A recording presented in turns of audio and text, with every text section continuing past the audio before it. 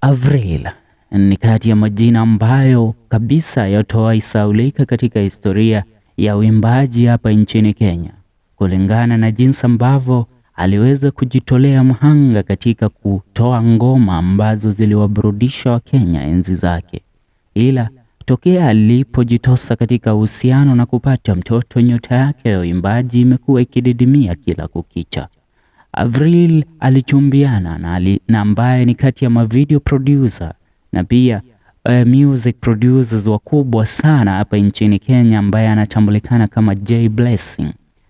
Hapo jana Avril aliacha vyombo vya habari vikipata kuongea baada ya kuachia picha akiwa ameumia usoni. Avril, ni kukumbushe tu, alikuwa ametajwa kama msanii wa kwanza kuwahi katika mahusiano na msanii kutokea katika nchi ya Bongo Flava, nchi ya Tanzania, Diamond Platnumz. Enzi zile Diamond tu ndiyo nyota yake ya usanii ilikuwa ishaanza kung'aa. Na kwa sasa Avril yupo katika uhusiano na video producer J Blessing, ambaye pia ni kati ya video producers namba 1 nchini Kenya. Ila the video na picha ambazo alipata kuziachia akionyesha jinsi ambavyo amepata kuumizwa na mpenzi wake zimewaacha wengi wakiongea kwenye mitandao ya kijamii. Nikizamia katika swala hili, nitaweza kukufafanulia haswa ni kipi ambacho kimekuwa kikiendelea na what Kenyans are saying kulingana na Avril kuweza kuumizwa na mpenzi wake, because Avril posted na what she said is what left a lot of Kenyans talking on social media kuhusiana na yeye kuumizwa na kupigwa na mpenzi wake J Blessing. I shall remind you that J Blessing is somebody that is known to be having 4 baby mamas, and all of them, I think, they are celebrities. One of them being Mwende Masharia, moja kati ya watangazaji maarufu kutokea katika Radio Maisha, mwingine akiwa ni Chantel na mwingine akiwa ni Avril, ila jina laina linanitoka akilini. But what caught the attention of many is the post by Avril revealing that she has been abused. Ani anapitia GBV katika uhusiano wake na J Blessing, na aliposta akionyesha akiwa na bruises, yani vile kapigwa sana, na anaonyesha kana kwamba ako na vidonda usoni, and she said this: J Blessings ni kome umbwa hii.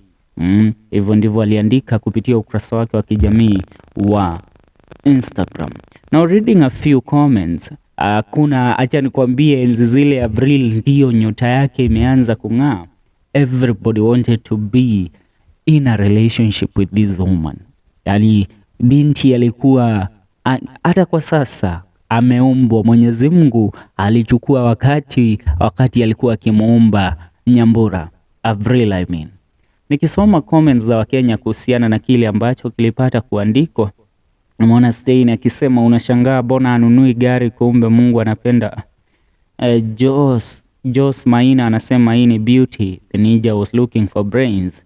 Vayona Mwaura anasema vita tena, mwili wangu niliachia mvua tu ndio imekubaliwa kuland, sio mangumi. Naona Tina Onyango akisema so mnataka sisi wengine ndio tupigwe juu sisi sio light skin. Namuona Lady photographer, namuona Josh akisema upigwa his constant regardless ya sura. Hata uwe mrembo aje utapigwa. I hate when I see somebody supporting kitu kama GBV, because a lot of women go through this stuff in silence. So Avril kutokea na kulaumu J Blessing kwa kumpiga kwa sababu wapo katika mahusiano na kwamba yeye ni mama ya mtoto wake, ni jambo ambalo sioni kabisa ni kipi cha kufurahisha wala cha kucheka hapa. Ila ujumbe ndio huo. Avril anasema J Blessings amekuwa akimdhulumu na kumpiga. And that's what's up. Tunaendelea kupasha your stories zinazochipukia ndani ya 254. Usibanduke, hii ni the FM show KE.